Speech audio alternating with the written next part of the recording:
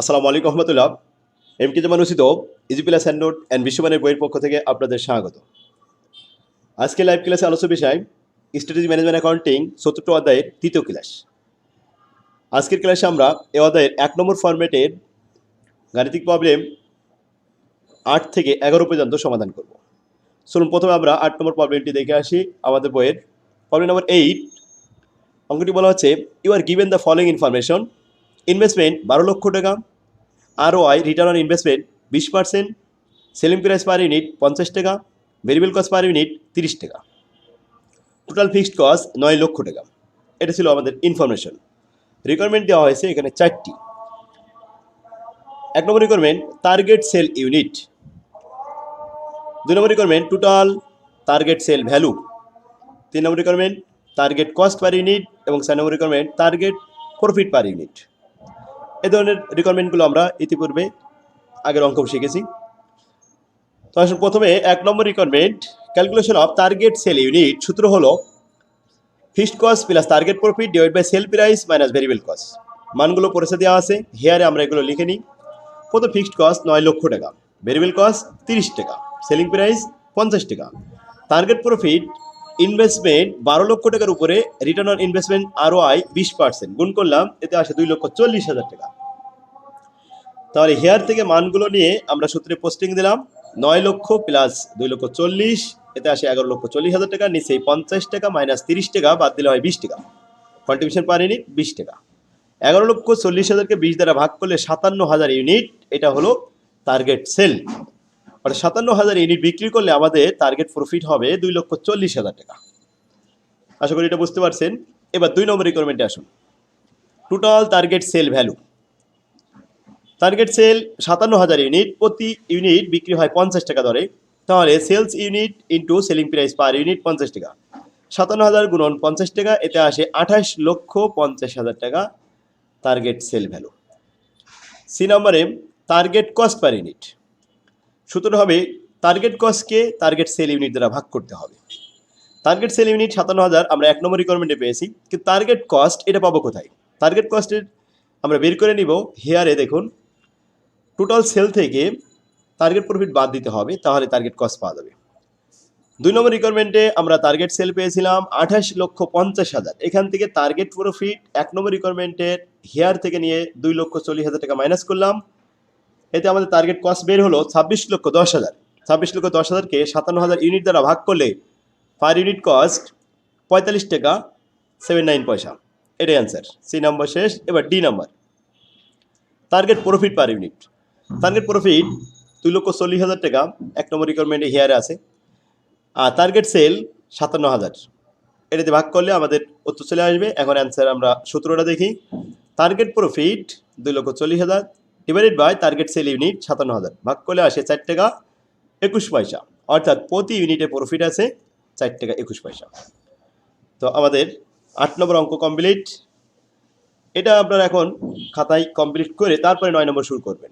তো চলুন 9 নম্বরটা দেখে আসি। 9 নম্বর অঙ্কটি প্রশ্নটা ভালোভাবে পড়ে নিই। নিপা অ্যান্ড অফি operate a manufacturing in a very competitive environment. Nipa এবং অফি পরস্পর প্রতিযোগীশীল company. They sell the product 40 টাকা পার ইউনিট, ইউনিট প্রতি বিক্রি করে প্রতি ইউনিট 40 টাকা। If they want to earn profit margin is 15% on sale, বিক্রয়ের উপরে যদি 15% লাভ করে থাকে, 40% of cost per unit is related to direct material. এর মধ্যে টোটাল কস্টের 40% হবে ম্যাটেরিয়াল কস্ট এবং 30% is related to direct labour cost. Labour cost হবে টোটাল কস্টের 30%। এবার রিকোয়ার্ড টু, এখানে আমাদের 5টা রিকোয়ারমেন্ট দেওয়া হয়েছে। Target cost per unit, cost per unit বের করতে হবে। Number 2 target material cost and labour cost per unit. Number 3 total target material and total labour cost for 10,000 unit. 10,000 ইউনিটের জন্য ম্যাটেরিয়াল কস্ট কত আর লেবার কস্ট কত এটা দেখাতে হবে। Total target cost for 10,000 unit, 10,000 ইউনিটের জন্য টোটাল টার্গেট কস্ট কত এটা আমাদের বের করতে হবে।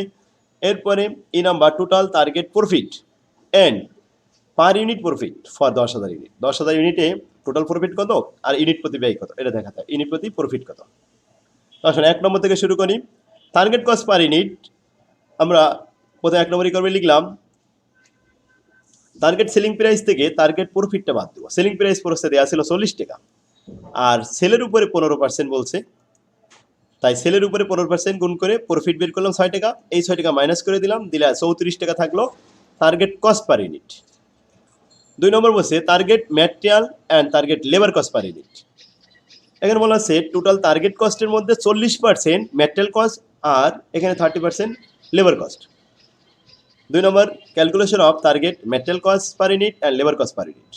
ম্যাটেরিয়াল 34 টাকার 40% 13 টাকা 60 পয়সা, আর লেবার কস্ট 34 টাকার 30% 10 টাকা 20 পয়সা।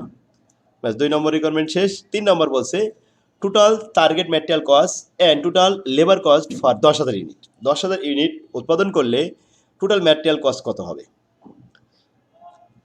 তো একটা ম্যাটেরিয়াল কস্ট যদি 13 টাকা 60 পয়সা হয়, 10,000 দিয়ে গুণ করব, তাহলে 10,000-এর জন্য টোটাল ম্যাটেরিয়াল কস্ট হবে 1,36,000 টাকা। লেবার কস্ট 10,000 গুণন 10 টাকা 20 পয়সা, এক ইউনিটে 10 টাকা 20 পয়সা হলে 10,000-এ হবে 1,02,000 টাকা। সি নম্বরের পরে ডিতে বলছে total target cost for 10,000 unit. 10,000 ইউনিটের টার্গেট কস্ট, প্রতি টার্গেট কস্ট আমাদের 34 টাকা। তা 34 গুণন 10,000, এতে কত আসে 3,40,000 টাকা total target cost for 10,000 unit, এতে আসে 3,40,000 টাকা। ই নাম্বার বলছে total target profit and per unit profit. তাহলে টার্গেট প্রফিট এক ইউনিটের জন্য এবং টোটাল প্রফিট দেখাতে হবে 10,000 ইউনিটের ক্ষেত্রে। লাস্ট আইটেমটা একটু দেখি। টোটাল টার্গেট প্রফিট 10,000 ইউনিটের জন্য এ হবে, আমরা টোটাল টার্গেট সেল দেখালাম 10,000 গুণন 40 টাকা, এতে সেল আসলো 4 লক্ষ। আর টার্গেট কস্ট 10,000 গুণন 34 টাকা, তাতে আসে 3,40,000। 4 লক্ষ থেকে 3,40,000 টাকা বাদ দিলে 60,000 টাকা থাকে প্রফিট। টোটাল প্রফিট হলো 60,000 টাকা। এটাকে 10,000 ইউনিট দ্বারা ভাগ করব, তাহলে প্রফিট পার ইউনিট পাওয়া যাবে 60,000 ভাগ 10,000, এতে 6 টাকা পার ইউনিট। ক্লিয়ার? 9 নম্বর অঙ্ক আমাদের কমপ্লিট। এবার আসুন 10 নম্বর অঙ্কে। 10 নম্বর অঙ্কটি বলা হচ্ছে popcorn depot operate a manufacturing in a very competitive environment. They sell the product 90 টাকা per unit. If they want to earn a profit margin 25% on sale, সেলের উপরে যদি 25% লাভ করতে চাই, 50% cost per unit is related to direct material and 20% is related direct labour cost. Total কস্টের 50% হবে material আর 20% হবে লেবার। রিকোয়ারমেন্ট 5টা রিকোয়ারমেন্ট দেওয়া হয়েছে, সেম 9 নম্বরের মতো। Target cost per unit, target sale থেকে টার্গেট প্রফিট বাদ দেবো। টার্গেট সেল 90 টাকা, 90 টাকার 25% 22 টাকা 50 পয়সা, বাদ দিলে থাকে 67 টাকা 50 পয়সা। এটাই হলো টার্গেট কস্ট পার ইউনিট। 2 নম্বর প্রশ্ন target material and target labour cost per unit. এই টার্গেট কস্টের 50% আছে ম্যাটেরিয়াল কস্ট, তো 67 টাকা 50 পয়সার 50% 33 টাকা 75 পয়সা, আর লেবার কস্ট 67 টাকা 50 পয়সার 20% 13 টাকা 50 পয়সা। গুণ করলে 13 টাকা 50 পয়সা আসলে লেবার কস্ট, আর ম্যাটেরিয়াল হলো 33 টাকা 75 পয়সা। এটাই আমাদের answer. C number total target material and total labour cost for 15,000 unit production and sale. তাহলে এক ইউনিটে যদি ম্যাটেরিয়াল খরচ 33 টাকা 72 পয়সা হয়, 15,000-এ কত হবে? তো 15,000 দিয়ে গুণ করলাম 33 টাকা 75 পয়সা, এতে আসে 5,06,250 টাকা। আর 15,000-এর সাথে 13 টাকা 50 পয়সা গুণ করলে হয় 2,02,500 টাকা। টোটাল কস্ট পেয়ে গেলাম। এবার আসুন D number, total target cost for 15,000। একটা ইউনিটে টার্গেট কস্ট 67 টাকা 50 পয়সা। 15,000 কত হবে? গুণ করলাম 15,000 গুণন 67 টাকা 50 পয়সা, এতে 10,12,500 টাকা। E number total target profit and per unit profit 15,000 ইউনিটের জন্য। তাহলে আমরা প্রথমে সেল বের করলাম। 15,000 ইউনিটের 90 টাকাকে সেল করলে 13,50,000 টাকা, আর 15,000 ইউনিটের সেল কস্ট হয়েছে 10,12,500, বাদ দিলে প্রফিট 3,37,500। এটাকে আমরা প্রফিটকে ভাগ করব 15,000 দিয়ে। 15,000 দিয়ে ভাগ করলে প্রফিট পার ইউনিট পেয়ে যাব। প্রফিট পার ইউনিট, তাহলে আমরা 10 নম্বর পর্যন্ত কমপ্লিট করে ফেললাম।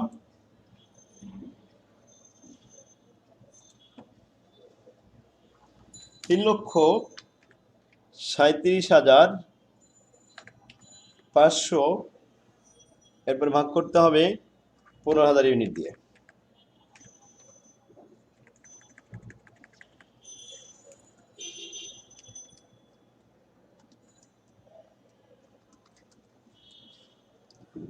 £22.50 এটা হলো প্রফিট পার ইউনিট।